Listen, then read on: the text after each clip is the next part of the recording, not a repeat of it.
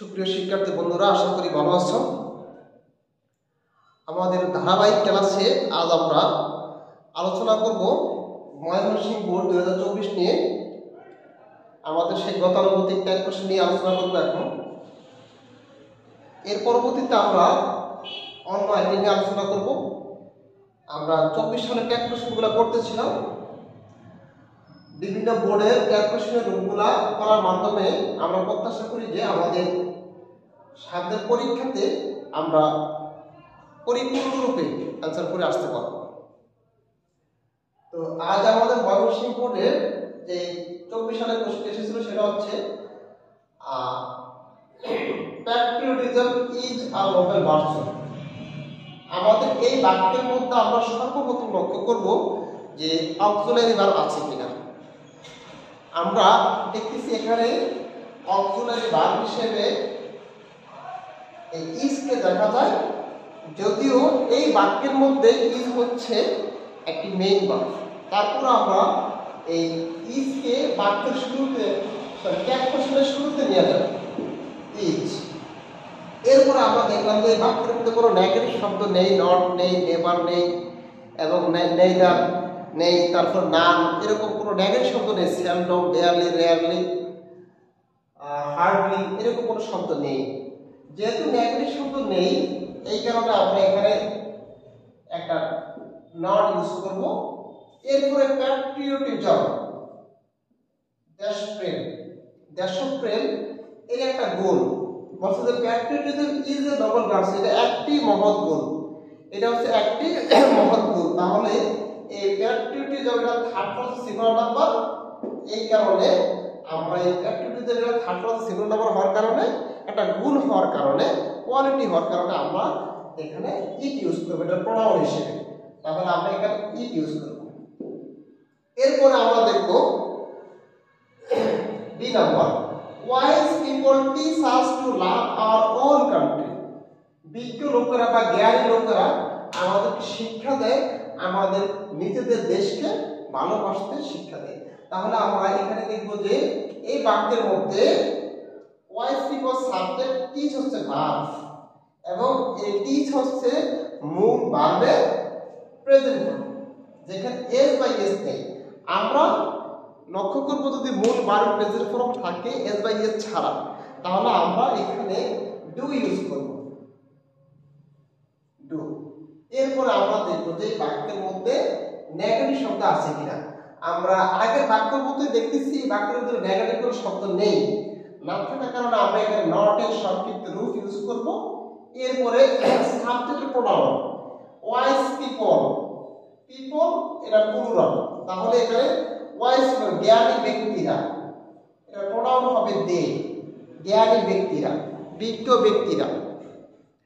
Wise people pronoun হবে দে, তাহলে আমরা এখানে দে ইউজ করব।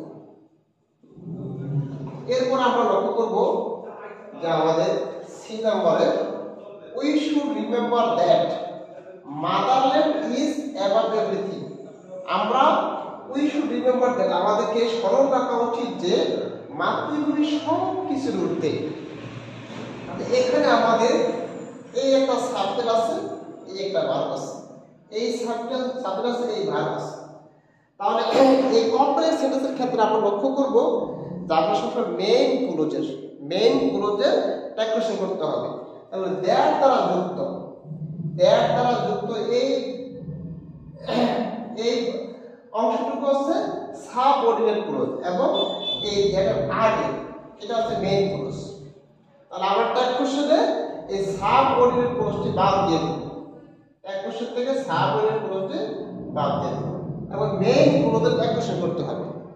আমরা লক্ষ্য করব প্রিন্সিপাল ক্লোজে সবসময় ট্যাগ কোশ্চেন আমরা করব।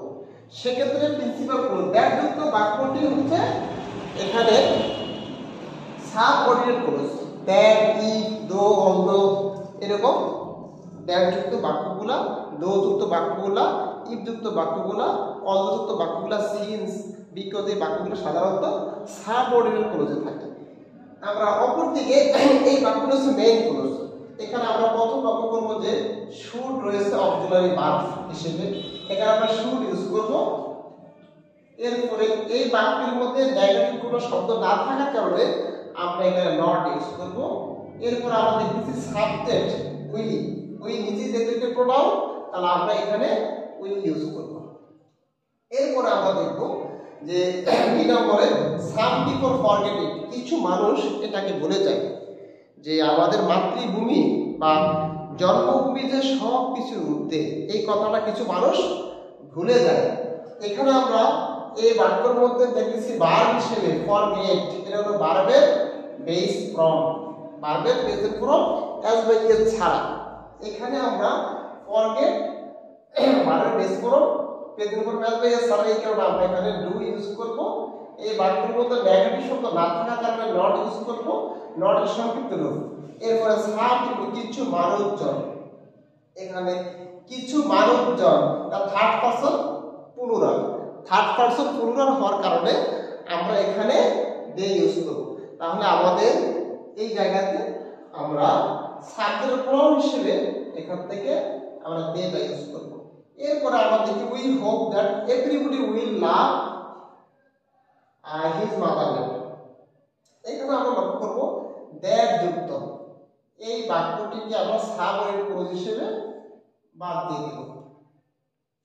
এরপর আমাদের এখানে মেইন ক্লজ হিসেবে উই হোপ, এটাকে আমরা এক কোশ্চেনে আমরা ব্যবহার করব। সেক্ষেত্রে হোপ যেহেতু ভার্বের প্রেজেন্ট ফর্ম রয়েছে, প্রেজেন্ট ফর্মে অ্যাজ বাই এস ছাড়া এখানে আমরা ডু ইউজ করব। বাক্যের ভিতরে নেগেটিভ শব্দ না থাকার কারণে আমরা নট ইউজ করব। এরপর আমরা দেখতেছি এখানে সাবজেক্ট উই যা নিজে একটি প্রোনাউন, এখানে আমরা উই ইউজ করব। তো ডিয়ার স্টুডেন্টরা, আমরা এভাবে ধারাবাহিক আমাদের বোর্ড কোশ্চেন সলিউশনের মাধ্যমে আমরা ইনশাআল্লাহ আমাদের সামনে আগত পরীক্ষাগুলোতে সর্বোচ্চ ভালো রেজাল্ট করার চেষ্টা করব এবং ধীরে ধীরে আমরা সমস্ত আইটেম আমাদের গ্রামার এবং ফার্স্ট পেপার সেকেন্ড পেপারের সমস্ত আইটেমের উপর আমরা আলোচনা করার মাধ্যমে, এটা সলিউশনের মাধ্যমে আমরা ইনশাআল্লাহ আমাদের সামনের পরীক্ষাতে একটা ভালো ফলাফল অর্জন করার চেষ্টা করব। সবাই ভালো থাকবে। আল্লাহ হাফেজ।